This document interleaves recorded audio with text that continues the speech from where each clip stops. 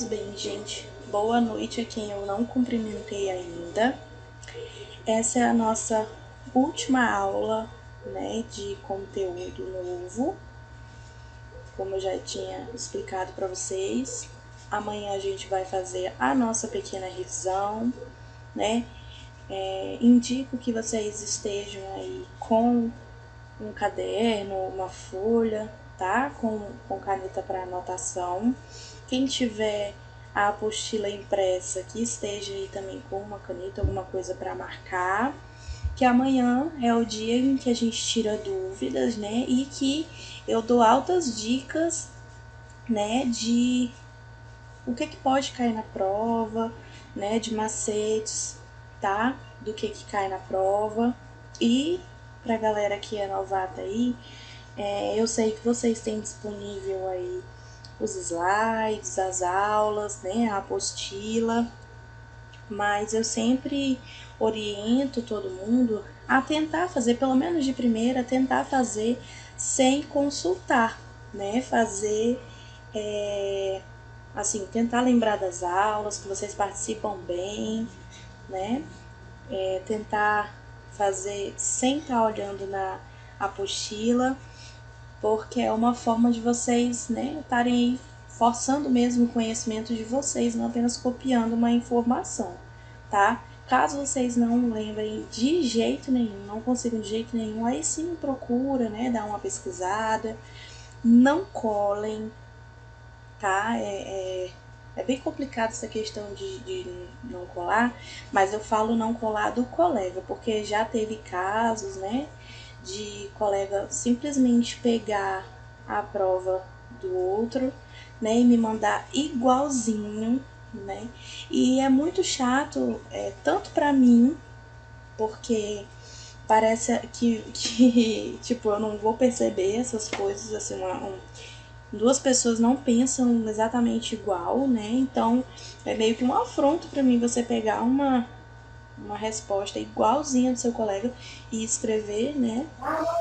Parece até que eu não vou ler, que eu não vou saber diferenciar, né? E é prejudicial para vocês também, porque você não vai estar colocando ali o seu conhecimento. O colega que fez e te passou a cola, sim, mas você que pegou, não. Tá? Então isso prejudica, né, a vocês mesmos. Então eu sempre falo que não precisa colocar escrito igual que está na apostila. Eu leio todos os pontos e vírgulas e tudo das questões e tento considerar ao máximo. E caso você não tenha escrito do jeito que está na apostila ou do jeito que eu falei, mas colocou do jeito que você entendeu, né? Eu vou buscar entender a sua forma de pensamento e vou considerar, tá? Então, por gentileza, tentem aí se esforçar e fazer sozinhos, sem consulta. E caso seja extremamente necessário, aí sim vocês podem consultar, tá bom? Hoje a gente vai iniciar aí relembrando o que a gente falou ontem, né? Que o assunto foi saúde e cidadania. E após a gente termina o nosso assunto, tá?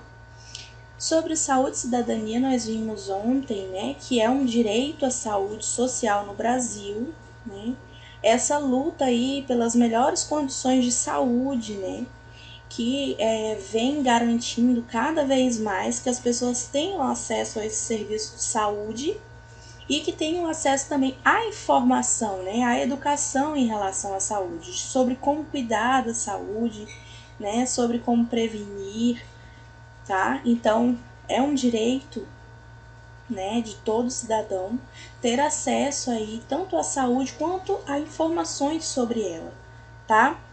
E vimos também a questão do conceito de cidadania, né, que está escrito aí para vocês como qualidade de uma pessoa que possui em uma determinada comunidade política, né, consciente dos direitos civis e políticos. E eu enfatizei aí também, né, que além de direitos, a gente tem que lembrar que nós também temos os nossos deveres, né? Então, para a gente ter acesso aí aos nossos direitos, a gente tem que ter consciência de que nós também precisamos contribuir e fazer aí os nossos deveres, tá? e são aqueles que se asseguram, né, que asseguram o direito à igualdade perante a lei, garantindo, né, que nenhuma pessoa seja discriminada ou impedida, né, dos direitos previstos na Constituição Federal. São aí, ó, os direitos ao registro civil, né, o direito dos presos, direito a um julgamento justo, a proibição de tortura e de escravidão, o direito de ir e vir, esse daí a gente conhece bem, né? Todo mundo fala. O direito de associar e participar da vida política, o direito a votar e também a fazer parte de partidos, né? A se candidatar a partidos políticos, para poder participar de forma ativa, né, da política do nosso país. Sobre as leis orgânicas da saúde, né, as LOS, então se eu colocar em algum lugar lá LOS, a gente vai estar falando aí das leis orgânicas da saúde. São aí o conjunto, né, de duas leis, a 8.080, né, e a 8.000, esqueci o número da outra, 8.142. Essa 8.080, né, é uma lei aí para dar cumprimento ao mandamento constitucional de disciplinar legalmente a proteção à defesa da saúde, né? Essas duas leis aí são nacionais, que têm por caráter geral, né, conter diretrizes e os limites que devem ser respeitados tanto pela União quanto pelos municípios, né, ao elaborarem suas próprias normas. Então, essas leis estão aí sobrepondo as outras que vão ser criadas pela União e pelos municípios, tá? São destinadas, então, aí para fazer aí a defesa da saúde e orientar sobre as atuações, né, para garantir o cuidado, né, nessa área da saúde, tá? Essa 8.080, ela foi votada em 19 de setembro e a gente viu que ela dispõe das condições para promoção, proteção e recuperação da saúde, né? Então, se eu perguntar sobre o que é a Lei 8.080, vocês vão falar aí que é, né, para promover, proteger e recuperar a saúde. Pronto, tá ótimo, tá? Ela continua aí, tem uma continuação, um complemento, né? E serve também para organizar o funcionamento dos serviços correspondentes, né? Mas se você colocar só que foi feita para promover, proteger e recuperar a saúde, para mim tá de boa, tá bom? O Sistema Único de Saúde, né, o SUS, que foi até o trabalhinho que eu pedi para vocês fazerem, né, sobre a história do SUS. Muito importante todo mundo ter acesso aí, entender como é que funciona, quando que iniciou, tá? Em caráter complementar com prioridades das entidades filantrópicas, né? Elas também têm o auxílio aí das entidades privadas, né? Como prestação de serviço, tá? Então, além dos hospitais públicos, né? As unidades privadas, elas também podem contribuir com o atendimento do SUS, tá? Ontem alguém até deu um exemplo, né, que o Hospital Santa Juliana é uma rede privada, mas ela também atende aí como convênio, né, auxilia aí o atendimento dos pacientes conveniados com o SUS, tá? O que define as áreas de atuação do SUS, né? Ele traz aí a assistência terapêutica integral, inclusive farmacêutica também, né? A questão dos medicamentos, tá? Que o médico passa e o paciente tem acesso, né? Vai lá na farmácia somente com a receita e tem acesso ao medicamento gratuitamente, né? Faz o controle e fiscalização dos alimentos, da água e da bebida para o consumo humano. Faz a orientação familiar, né? Aquela galera que passa de casa em casa, né? Participa na área de saneamento, participa na preparação de recursos humanos, também da saúde do trabalho e faz aí os 3 tipos de vigilância, né? A epidemiológica, nutricional e a sanitária. A gente vê que tem muitos programas aí, né, de educação epidemiológica, nutricional, sanitária, ensinando como se portar, prevenir, né, educando a comunidade como agir nessas situações, tá? Isso foi o que a gente viu ontem, né, sobre a Lei 8.080. Na Lei 8.142, foi votada aí em 28 de dezembro, ela vai dispor aí sobre a participação da comunidade na gestão do SUS, né, e sobre as transferências intergovernamentais e de recursos financeiros na área da saúde e das outras providências, né. Ela vai aí, essa lei institui as instâncias colegiadas e os instrumentos de participação social em cada esfera de governo, tá? Ela condicionou o recebimento aí dos recursos financeiros à existência do Conselho Municipal de Saúde, né, funcionando de acordo com a legislação, tá? Em cada esfera de governo, sem prejuízo das funções do Poder Legislativo, existem algumas instâncias colegiadas, né, que é a Conferência de Saúde e o Conselho de Saúde. Então, se caso eu perguntar para vocês aí, né, quais são as instâncias colegiadas aí, né, ao Conselho Municipal de Saúde, a gente pode colocar aí que são 2, a Conferência da Saúde e o Conselho da Saúde, tá? Define a participação no CONAS, que é o Conselho Nacional de Secretários de Saúde, e do CONASENS, Conselho Nacional de Secretários Municipais de Saúde, no Conselho Nacional, tá?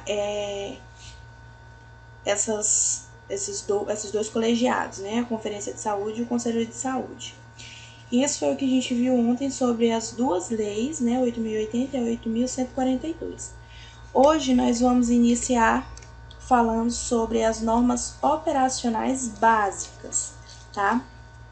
As normas operacionais básicas, elas têm como um objetivo principal aí disciplinar o processo de implementação do SUS e se voltam aí diretamente para a definição de algumas estratégicas e movimentos táticos, né, que orientam a operacionalidade do sistema, dentre esses o detalhamento das competências das 3 esferas de governo, tá? Então, essas normas aí, elas vão tentar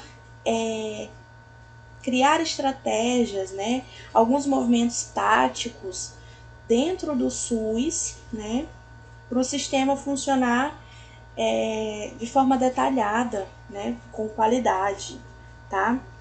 Nós temos as normas operacionais básicas, a primeira de 91, né, que criou aí a AI, tá? AIH. Vou até passar aqui. Criou a AIH, Autorização de Internação Hospitalar, tá? Foi a primeira norma operacional básica, né? Criou também o SI, né, o Sistema de Informação Hospitalar, e o FEM, Fator de Estímulo à Municipalização, tá? E em relação ao processo de habilitação, alcançaram-se alguns avanços, né? Como no caso da criação dos conselhos tanto estaduais quanto os municipais, tá? As normas operacionais básicas aí de 93 vieram aí considerando que os municípios, né, os estados e os próprios órgãos do Ministério da Saúde encontrem-se em estágios diferentes em relação à descentralização do sistema, né? Essa norma aí definiu alguns procedimentos e instrumentos operacionais que tinham como objetivo aí ampliar e aprimorar as condições, né, de gestão, no sentido aí de efetivar o comando único do SUS nas 3 esferas do governo, né? Essa foi a de 93. Essas normas aí foram criadas, dentro delas, né, as comissões intergestores, tá? No processo de gestão, os estados e os municípios, eles poderiam se habilitar na gestão incipiente, parcial e semiplena, tá? Elas foram criadas também o FAI, tá? Que é o fator de apoio ao estado, a FAM, fator de apoio ao município, e o CIA, Sistema de Informação Ambulatorial. Tudo isso estão dentro das normas operacionais básicas, tá? Essa norma aí do FAI, do FAM e do CIA, né, representou aí um avanço no processo da descentralização das ações e dos serviços de saúde, tá? E na construção, né, no aprimoramento aí do SUS. Já na norma operacional básica de 96, né, ela veio... Perdão, gente, que eu tô ruim da garganta. Ela veio para aperfeiçoar a gestão dos serviços de saúde no país e aperfeiçoar a própria organização do sistema, né? Aí ela trouxe que o município, que passou a ser de fato responsável pelo atendimento das necessidades e de todas as demandas de saúde do povo e das eu não consigo nunca falar essa palavra, exigências de intervenções, né, no saneamento em seu território, tá? Ao tempo em que foi feito esse aperfeiçoamento aí na gestão do SUS, né, essa NOB, né, essa norma operacional básica aí, aponta aí para uma reordenação do modelo de atenção à saúde, tá? Como o nome já vem falando, essas normas operacionais, elas vieram para melhorar a gestão do Sistema Único de Saúde, né, para avançar esse processo de descentralização dessas ações de serviços de saúde, aprimorar o atendimento, né, e a qualidade, né, desse sistema único, tá? As gestões municipais são duas, tá? Então, olha aí, ó, fiquem atentos à questão dos dois tipos de gestão municipal. A gente tem a gestão plena da atenção básica e a gestão plena do sistema municipal.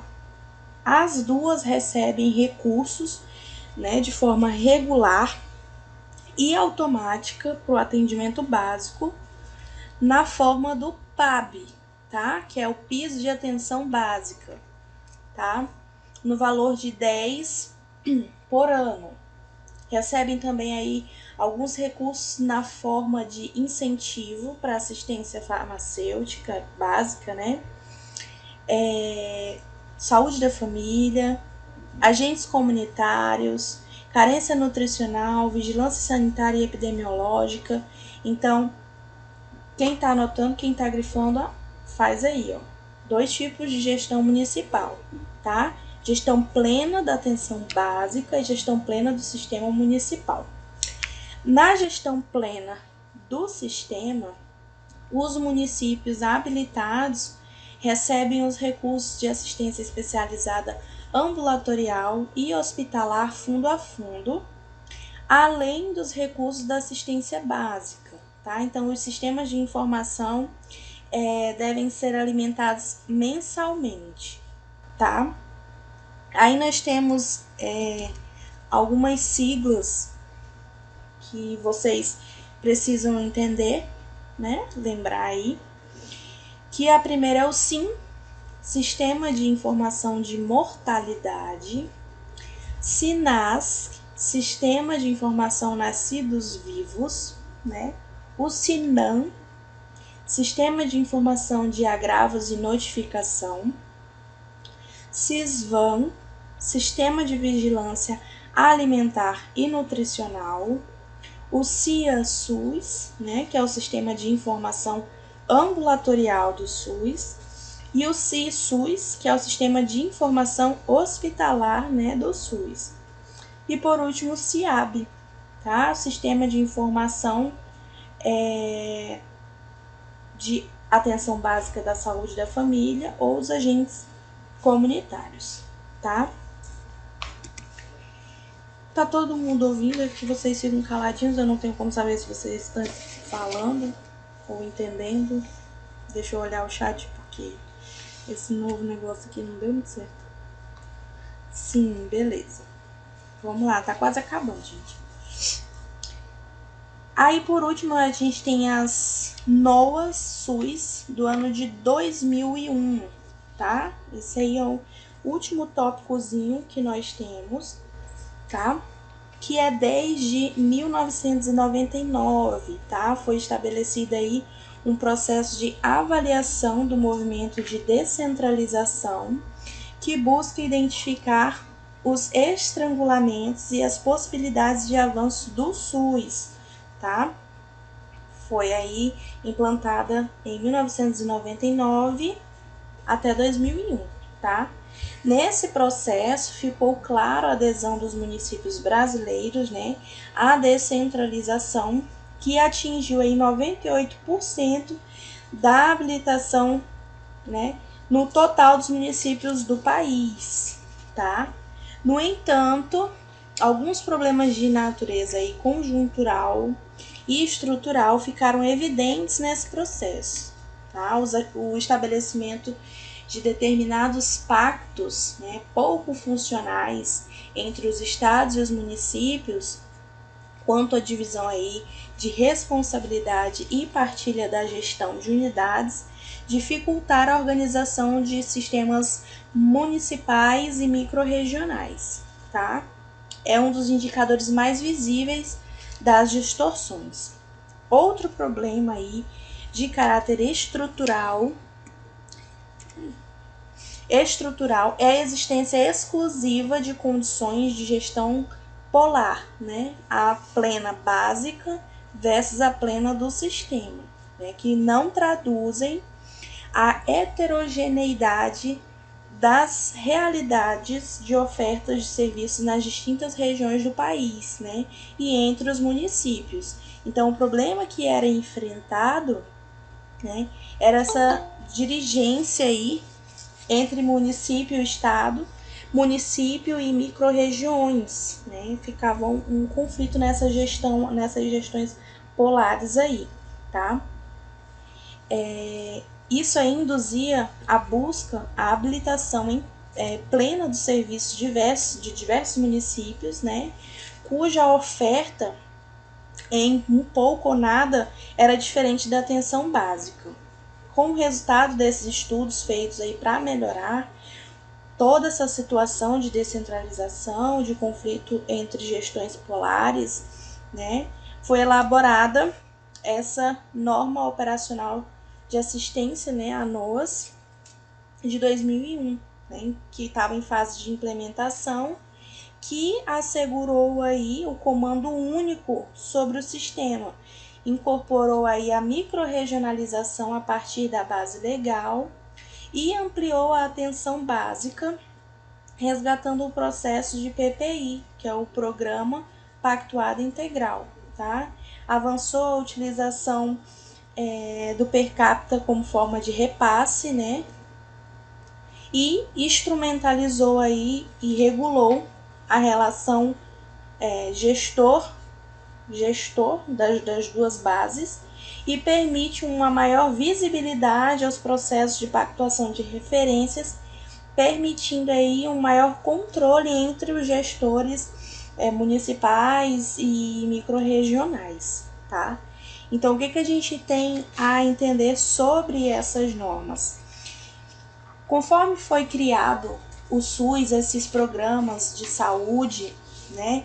É claro que vão surgindo aí alguns fatores que vão atrapalhar o crescimento e o desenvolvimento, né? Com o aparecimento, surgimento desses problemas, é necessário que se criem normas, né, para poder ir ultrapassando essas barreiras e melhorando a qualidade do atendimento e da gestão, né, desses programas e desses sistemas. Com isso, foram criadas essas normas operacionais básicas, cada uma veio com um objetivo, né, uma após a outra, cada uma buscando tratar o problema que foi criado, né? Conforme vai passando os anos, outros problemas vão surgindo e novas normas também vão surgindo para poder englobar todo o sistema e organizar esse sistema de saúde, tá? Então aí é o que a gente tem que entender, qual é a função dessas normas, né?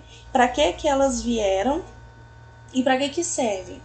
Nada mais é do que organizar, né, toda a gestão do Sistema Único de Saúde. Somente isso, tá?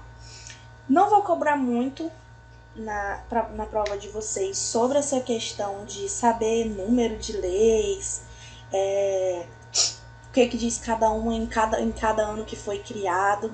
Eu quero que vocês entendam somente para que é, para que serve, entendeu? De forma geral.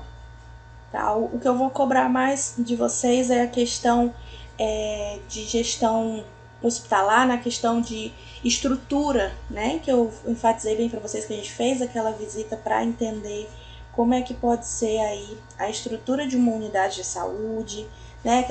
Como que ela pode ser classificada, tá? Vou cobrar também, por isso que eu vou passar de novo, né? A atividade de vocês sexta-feira é o documentário justamente sobre a história da saúde no Brasil, que é muito importante a gente entender quais os passos que a gente conseguiu, né, fazer aí para chegar no que a gente tem hoje.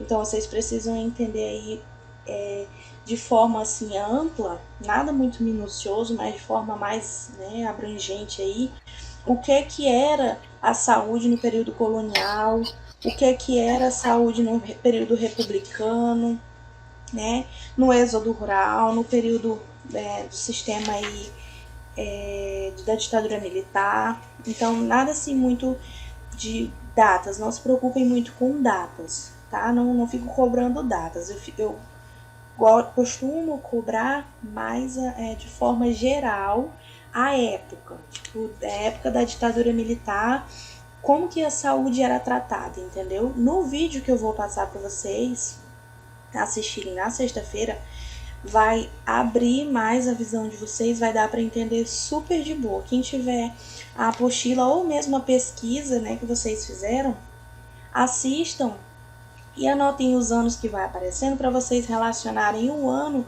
com a época, tá? Por exemplo, quando eu coloquei aí período republicano, né, a gente tem aí a época de 1930.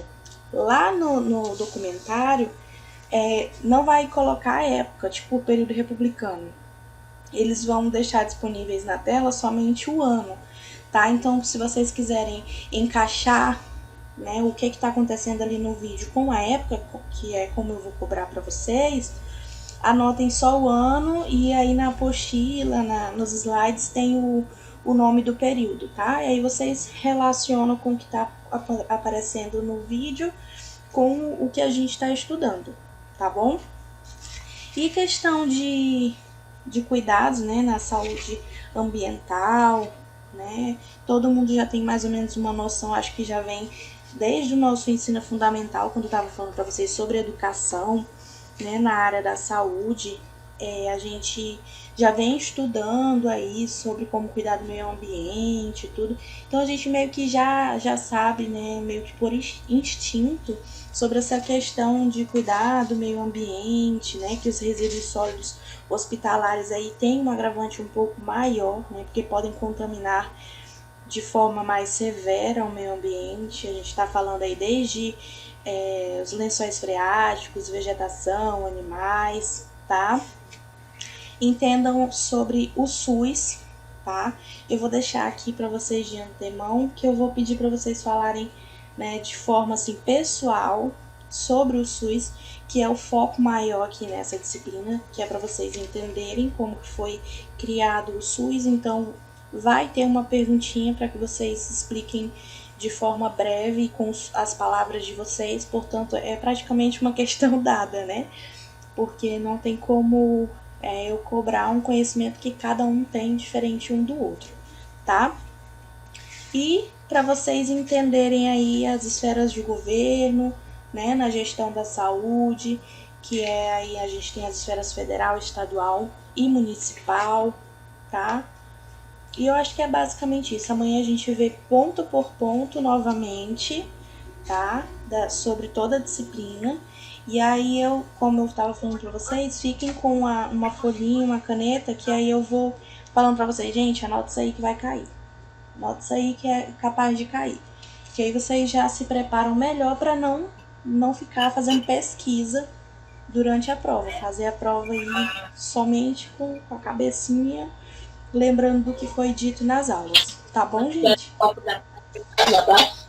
Eu tenho um pouco uma dúvida. Naquela atividade que a senhora mandou para nós, tinha a terceira questão, era a segunda questão, perguntando em que ano foi feita, não sei se foi o movimento de higiene, alguma coisa assim. Amanhã a gente corrige essa atividade, pode ser? Ah, beleza. Aí todo mundo, amanhã tentem todos ficar com a atividade, e aí a gente corrige juntos. Pode ser no começo da aula ou no final, vocês escolhem, que aí vocês tiram melhor as dúvidas, tá? Amanhã é dia disso, ok? Tá, beleza. Amanhã a gente conversa melhor sobre o horário que a gente vai entrar, para ver se vai ser às 6h40 mesmo, ou se vai ser um pouquinho mais tarde, a gente conversa antes, tá?